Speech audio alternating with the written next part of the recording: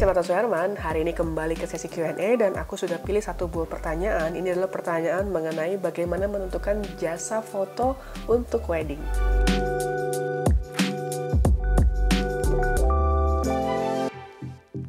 Makasih banyak buat teman-teman yang udah kirim email ke martasuherman@gmail.com. Hari ini aku sudah pilih satu buah email. Email yang saya pilih hari ini adalah email dari Emil. Alamat email adalah kamilbfh@gmail.com.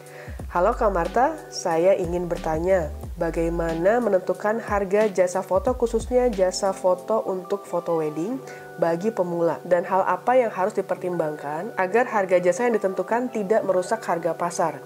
Saya lampirkan hasil foto saya yang menggunakan gear Canon 1200D dengan lensa 50 mm.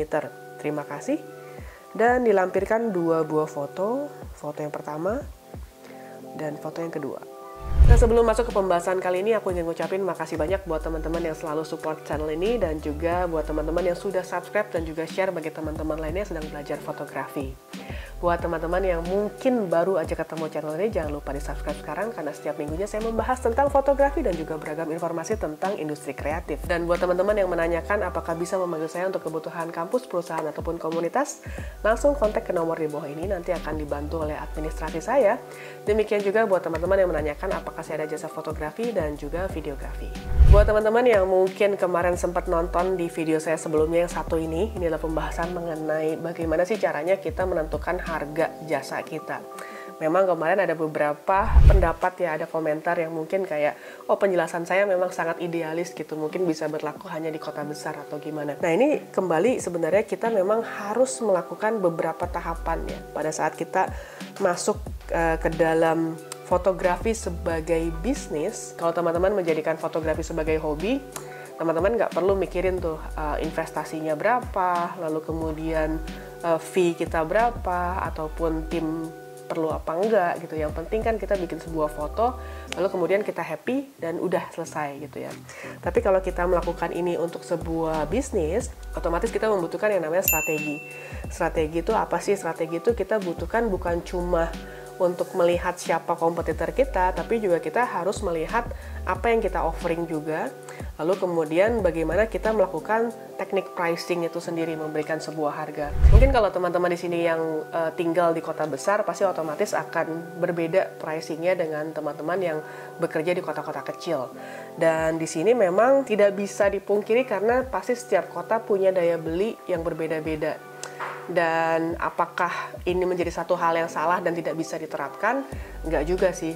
Kita harus mengerti marketnya tuh seperti apa, kebutuhannya seperti apa. Karena kalau teman-teman bilang, oh kalau di Jakarta mungkin bisa nih bikin sebuah foto yang mainnya pakai mood gitu ya, yang modelnya mungkin shadow-nya kuat, apa segala macam. Kalau di daerah nggak bisa, bisanya yang terang-terang aja. Itu pun nggak ada masalah. Karena di sini kalau teman-teman mungkin belajar marketing ya, teman-teman juga harus bisa melakukan satu buah analisa dengan teknik SWOT gitu ya. SWOT ini kita harus tahu di mana strength-nya kita, di mana weakness-nya kita, lalu kemudian apa opportunity-nya dan apa yang menjadi ancaman atau threat. Jadi teman-teman otomatis ketika melakukan fotografi untuk sebuah bisnis, untuk sebuah pekerjaan, jadi teman-teman harus tahu juga audiens kita itu marketnya sukanya kayak gimana. Kalau misalnya teman-teman bilang, oh saya tinggal di Bali gitu. Nah di Bali tuh sukanya yang memang fotonya dengan etnik-etnik nih, bajunya tuh suka yang kebaya Bali, lalu kemudian dengan temple-temple yang mungkin megah gitu ya, yang lebih dreamy. Nah mungkin market yang dihadapi oleh teman-teman yang berada di Sumatera mungkin berbeda, atau mungkin dihadapi oleh teman-teman yang berada di Kalimantan itu mungkin akan berbeda. Memang membutuhkan waktu untuk mempelajari siapa sih kompetitor kita di sekitar kita gitu ya. Jadi kalau teman-teman berada di Bali atau berada di Sumatera atau di kota lain gitu ya, teman-teman pasti harus mempelajari kira-kira saya mau jualannya di mana sih? Saya mau jualannya tuh di Jakarta kah? Atau saya ingin jualannya tuh di Sumatera kah? Atau di mana? Karena kalau teman-teman misalnya bekerja di Bali, tapi teman-teman kemudian mencari atau mempelajari marketnya market Jakarta, itu belum tentu relate, belum tentu nyambung. Karena kebiasaannya, seleranya itu otomatis akan berbeda. Jadi teman-teman harus tahu di mana ingin berjualannya dulu. Jadi kalau teman-teman udah tahu, oh saya mau jualannya itu di Bali aja, untuk daerah Bali. Dan cari tahu siapa pemain di sana, lalu apa yang mereka offering. Nah, jadi kalau teman-teman di daerah, misalkan di Bali, coba cari siapa sih kompetitor yang paling kuat yang pengen kamu hadapin.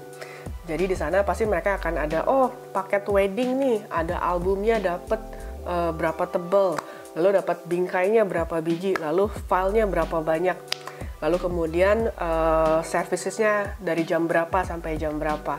Itu perlu dipelajari. Jadi ada kalanya memang harus melakukan survei market dan kita aiming, nah dia nih yang akan menjadi kompetitor saya.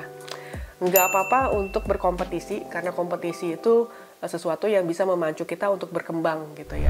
Nah di sini yang pasti teman-teman harus kompetisinya dengan sehat. Jadi kalau misalkan kamu sebagai pemula, kamu aiming si fotografer yang ada di daerah itu, misalkan dia kasih offeringnya 10 juta, kamu kasih offeringnya 9.500.000 deh gitu. Nah itu masih oke, itu tidak merusak pasar. Tapi kalau kamu memilih offeringnya misalkan dari 10 juta, kamu cuma offering 1 juta dengan jumlah paket yang sama, itu pasti akan merusak pasar dan juga kamu merusak masa depan kamu. Karena di sini otomatis kamu akan susah banget untuk ngebalikin investasi peralatan kamu dan juga akan sulit untuk berkembang. Jadi di sini wajib banget untuk memperhatikan apa sih yang ada di sekitar kita. Jangan terlalu aiming terlalu besar, misalkan oh yang di Jakarta kayak gini, yang di Singapura kayak gini. Ya nggak apa-apa, kamu mau coba di luar sana, tapi kamu memang mengejar market yang di sana. Tapi kalau kamu mengejar market yang paling dekat, coba cari yang paling dekat dulu. Jadi jangan terlalu lebar kemana-mana, akhirnya nggak dapet semuanya gitu. Jadi itu penting banget untuk mengetahui kita ini ingin berjualan di mana dengan target audiensnya seperti apa. Selain itu juga kamu harus mengenal yang namanya golongannya ya, golongan seperti SES-nya, status ekonominya. Jadi teman-teman itu nge-aiming yang memang menengah ke atas kah atau menengah ke bawah gitu. Nah itu pasti otomatis behavior-nya mereka berbeda-beda, seleranya berbeda.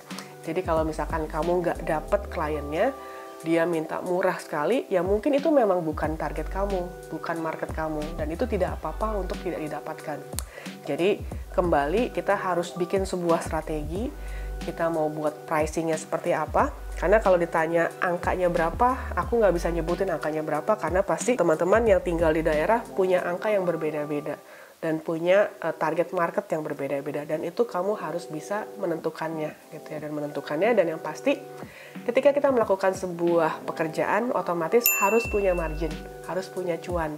Itu yang harus dipikirkan supaya kamu bisa berumur panjang dan juga bisa berkembang terus-menerus. Karena otomatis kayak kamera, peralatan-peralatan fotografi, teknologi itu akan berkembang terus-menerus. Kalau kamu kerjanya merugi, itu udah pasti nggak bisa berumur panjang. Nah itu kira-kira pembahasan kali ini. Dan untuk fotonya sendiri aku rasanya nggak perlu komentar, kayaknya fotonya udah sangat bagus di sini dan emang sudah sangat layak untuk melakukan bisnis gitu ya. Jadi silahkan dikembangkan. Dari teknik untuk pricing mungkin itu yang bisa aku sarankan ya. Sisanya mungkin kamu bisa coba pelajari apakah harga kompetitor itu masuk nggak dalam hitungan kamu. Karena kalau misalkan kamu nge-aiming satu harga kompetitor, ternyata buat kamu sendiri juga itu nggak masuk dan nggak ada cuannya, mungkin jangan dilakuin gitu ya. Mungkin coba cari diferensiasi yang berbeda atau genre fotografi yang berbeda yang mungkin secara marketnya masih lebih menarik. Nah demikian pembahasan kali ini. Buat teman-teman yang mungkin ingin bertanya, silahkan email ke martasuherman@gmail.com, dan jangan lupa like, comment, subscribe, dan juga share.